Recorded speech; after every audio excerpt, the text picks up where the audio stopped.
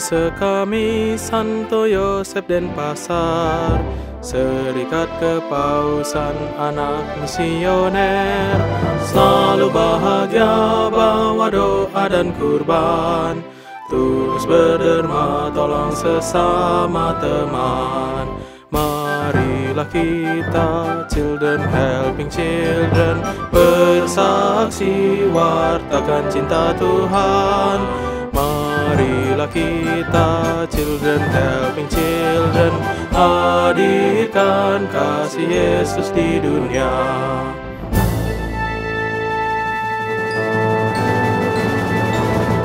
Sekami Santo Yosef Denpasar, Serikat Kepausan Anak Misioner, selalu bahagia bawa doa dan kurban, tulus berderma tolong sesama teman. Marilah kita, children helping children, bersaksi wartakan cinta Tuhan. Marilah kita, children helping children, hadirkan kasih Yesus di dunia. Sekami Santo Yosef Denpasar, sekami Santo Yosef Denpasar.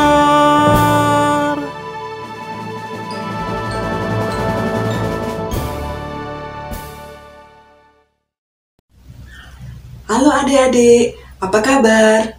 Semoga kalian tetap sehat dan bahagia bersama keluarga ya. Kita jumpa lagi di acara Sekami Paroki Santo Yosef Denpasar.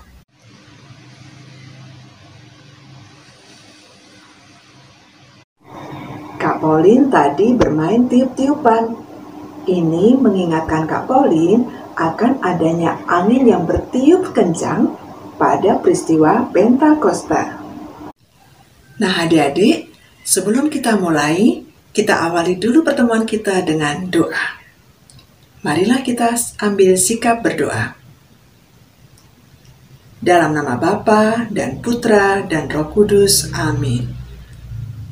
Puji syukur kami panjatkan kepadamu ya Tuhan, atas segala berkat dan rahmat yang Kau berikan pada kami. Kami bersyukur dan berterima kasih ya Bapa, karena kami Kau beri kesehatan dan kekuatan, sehingga kami boleh bertemu di pengajaran pada hari ini. Ya Bapa, kami mohon berkat dan rahmat-Mu, agar kami Kau terangi dengan Roh Kudus-Mu, sehingga kami bisa mendengarkan dan merenungkan firman-Mu, dan mengamalkannya dalam kehidupan kami sehari-hari. Dengan pengantaran Kristus Tuhan kami mengucap syukur. Amin. Dalam nama Bapa dan Putra dan Roh Kudus. Amin. Saatnya kita beranimasi bersama Kak Siska, Tasya, Grace, Amel, dan Nona.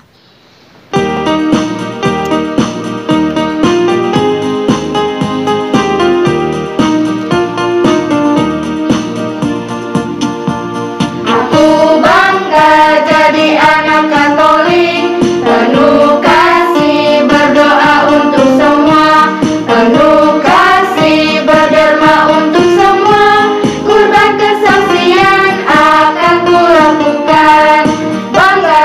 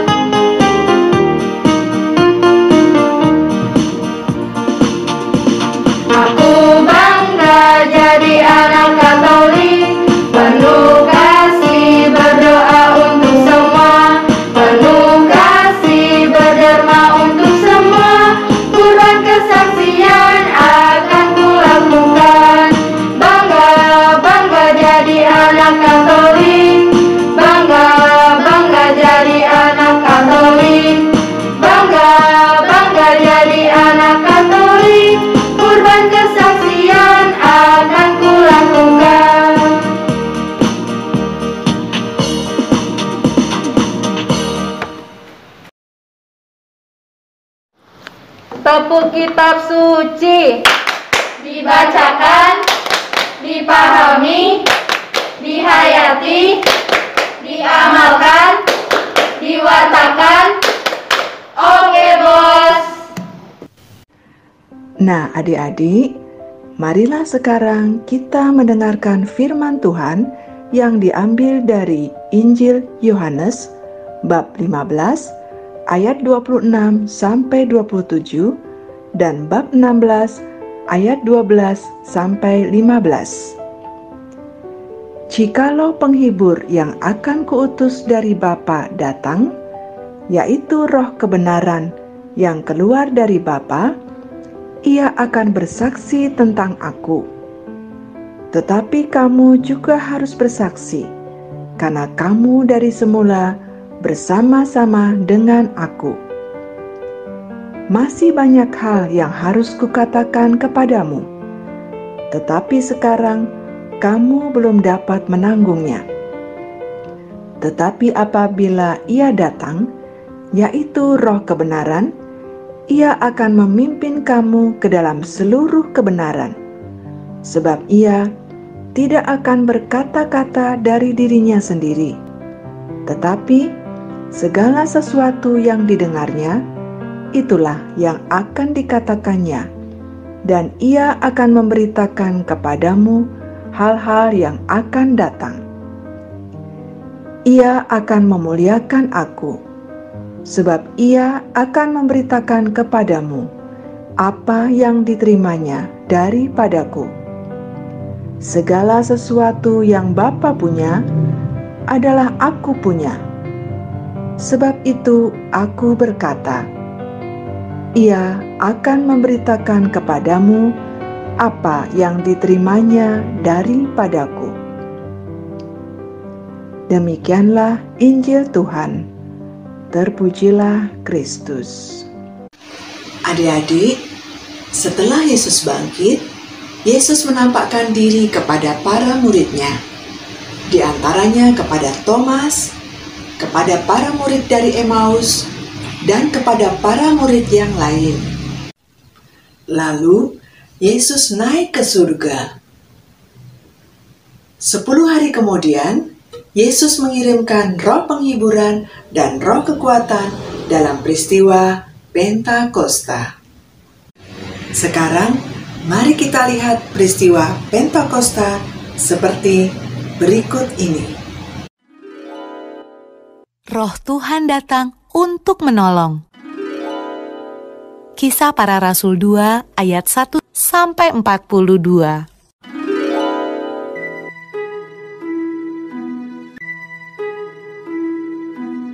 Setelah Yesus naik ke surga,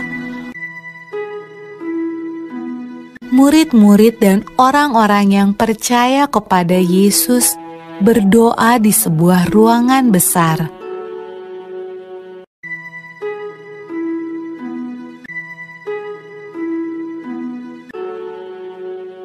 Lalu, sesuatu yang menakjubkan terjadi. Awalnya terdengar seperti tiupan angin yang kencang.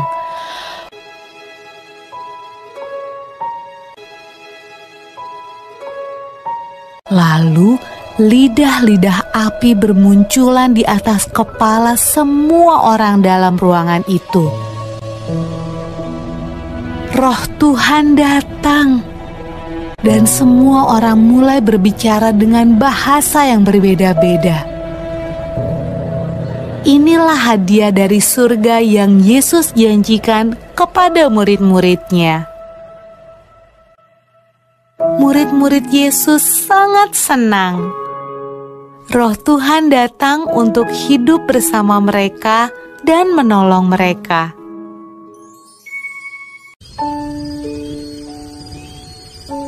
Pada malam ketika Roh Tuhan turun ke atas murid-murid Yesus, ada banyak orang asing di Yerusalem. Mereka berbicara dengan bahasa yang berbeda-beda. Waktu mereka mendengar murid-murid Yesus berdoa, Mereka datang untuk melihat suara ribut apa itu.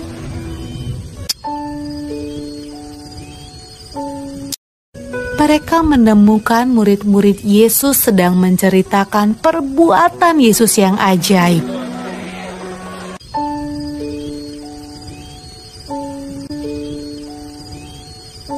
Tetapi mereka semua terkejut karena mereka mendengarnya dalam bahasa mereka masing-masing. Wah, apa artinya ini? Tanya mereka.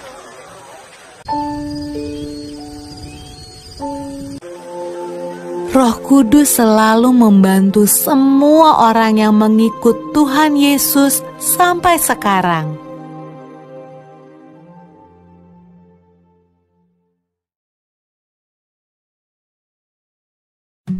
Nah, adik-adik terkasih, Roh Kudus itu juga ada di hati kita loh.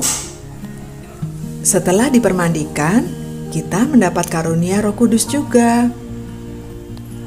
Hari ini kita memperingati Hari Pentakosta atau hari turunnya Roh Kudus atas para rasul.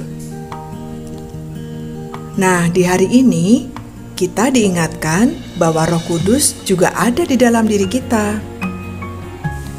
Siapa sih Roh Kudus itu? Ya, Roh Kudus adalah Roh Allah sendiri. Apa tugas Roh Kudus itu? 1. Tugasnya menjaga kita agar kita selalu berbuat baik, selalu mengasihi sesama. Tugas yang kedua adalah memberi kekuatan dan keberanian. Apa sih maksudnya kekuatan dan keberanian, Kak Pauline? Maksudnya adalah supaya kita menjadi murid yang taat dan setia. Tidak takut menjadi murid Yesus, melainkan selalu bangga dan selalu menjalankan ajarannya. Tugas yang ketiga adalah menemani kita di saat kita sedih, di saat kita kesulitan. Jadi, jangan takut ya adik-adik, kita memiliki Roh Kudus di hati kita. Nah, tugas keempat adalah merasa dicintai. Adik-adik merasakan tidak kalau kita itu dicintai oleh Tuhan, dicintai oleh orang tua, dicintai oleh banyak saudara dan teman-teman? Puji Tuhan ya. Bagaimana kalau kita dimusuhi orang, tidak dicintai oleh teman, orang tua, atau bahkan Tuhan? Sedih ya. Maka dari itu adik-adik, cinta yang kita rasakan itu harus kita bagikan juga kepada orang lain. Inilah yang dinamakan bersaksi. Misalnya, sebagai anak dalam keluarga, jadilah anak yang baik dan berbakti kepada orang tua. Sebagai pelajar, jadilah pelajar yang baik, tekun, dan disiplin. Sebagai sahabat, jadilah sahabat yang baik, yang setia, dan bisa memberi dukungan yang positif kepada sahabatnya. Sebagai anak sekami, jadilah anak yang rajin berdoa, berderma, berkurban, dan berkesaksian. Serta jangan lupa untuk selalu rajin membaca kitab suci, mengamalkan, dan mewartakannya. Dan sebagai pengikut Kristus, kita juga harus berani bersaksi menyatakan kebenaran. Menjadi saksi yang setia pada zaman ini pasti akan menghadapi banyak tantangan. Tapi hendaknya kita jangan lelah. Jangan pernah gentar dan putus asa, karena Roh Kudus akan memberi kita kekuatan. Kita semua memiliki Roh Kudus loh. Jadi adik-adik, jangan takut ya. Roh Kudus merupakan Roh Allah yang menolong, memimpin, menghibur, dan menjadi teman yang setia. Roh Kudus akan mencukupkan segalanya dan menuntun kita agar hidup sejalan dengan kehendak Tuhan. Maka dari itu, jangan lupa untuk selalu berdoa, memohon penerangan Roh Kudus ya. Oke? Nah, adik-adik, sekarang waktunya untuk aktivitas. Makasih Kak Pauline atas materinya. Halo adik-adik di rumah, sampailah kita ke aktivitas. Adik-adik, hari ini gereja merayakan Hari Raya Pentakosta, turunnya Roh Kudus di atas para rasul. Nah adik-adik tahu kan lambang Roh Kudus?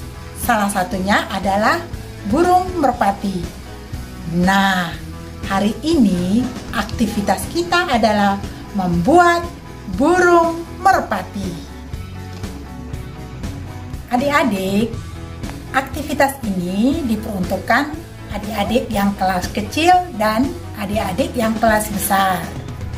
Nah, untuk adik-adik yang kelas kecil, jika tidak bisa membuat aktivitas ini, mintalah bantuan ayah atau ibu atau kakak atau saudara yang ada di dalam rumah.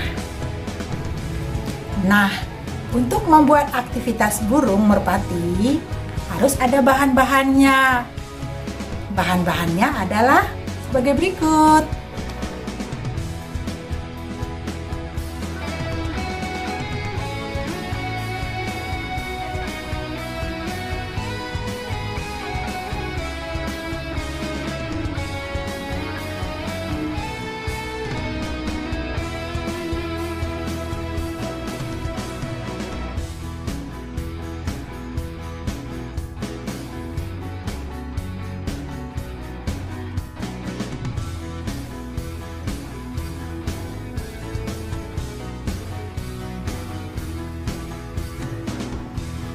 Langkah pertama adalah mengambil kertas yang berbentuk lingkaran. Setelah itu, membuat pola seperti ini. Langkah kedua adalah menggunting pola yang sudah dibuat tadi. Nah, caranya guntinglah dulu sayapnya.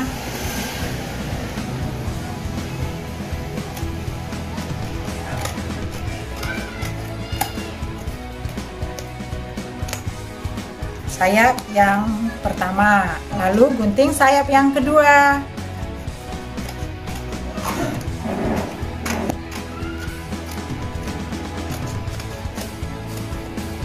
Setelah menggunting sayap, baru menggunting badannya merpati.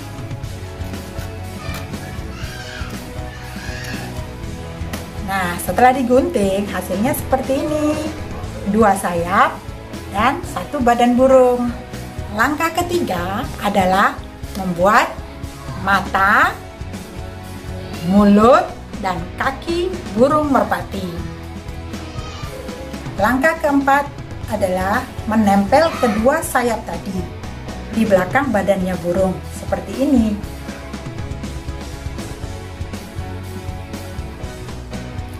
Langkah kelima adalah mengambil kertas yang berwarna.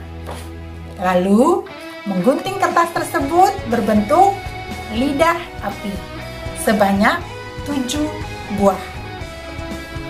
Langkah keenam, setelah membuat 7 buah lidah api, lalu ditulislah masing-masing 7 karunia Roh Kudus.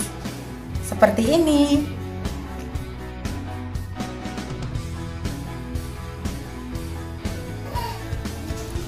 Langkah ketujuh, setelah lidah api tadi ditulis dengan 7 karunia Roh Kudus, lalu digantung dengan memakai tali. Gantungnya 3 di sayap kiri, 3 di sayap kanan, dan 1 di ekor burung merpati. Seperti ini. Langkah terakhir, memasang tali pada sayap burung merpati supaya burung merpatinya bisa digantung. Seperti ini.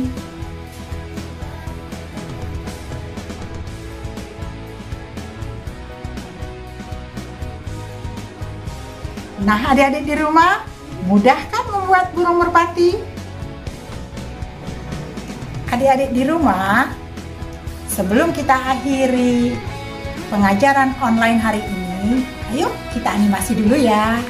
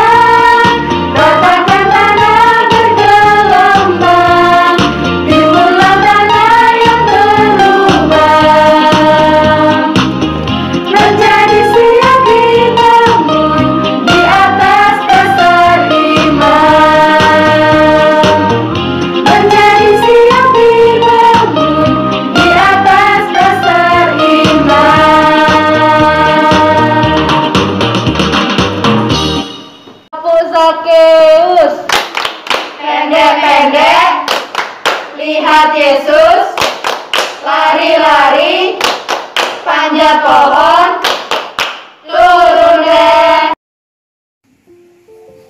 Nah, adik-adik yang baik, saatnya kita doa penutup. Lipat tangannya, tutup matanya, tundukkan kepalanya. Dalam nama Bapa dan Putra dan Roh Kudus. Amin. Allah Bapa yang Maha Baik, terima kasih atas penyertaan-Mu sepanjang hari ini, khususnya sepanjang pengajaran online. Semoga apa yang disampaikan hari ini dapat kami laksanakan dalam kehidupan kami sehari-hari. Dengan pengantaran Kristus Tuhan kami. Amin. Dalam nama Bapa dan Putra dan Roh Kudus. Amin.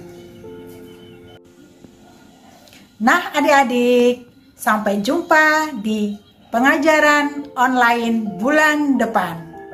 Dadah, salam sehat dan semangat.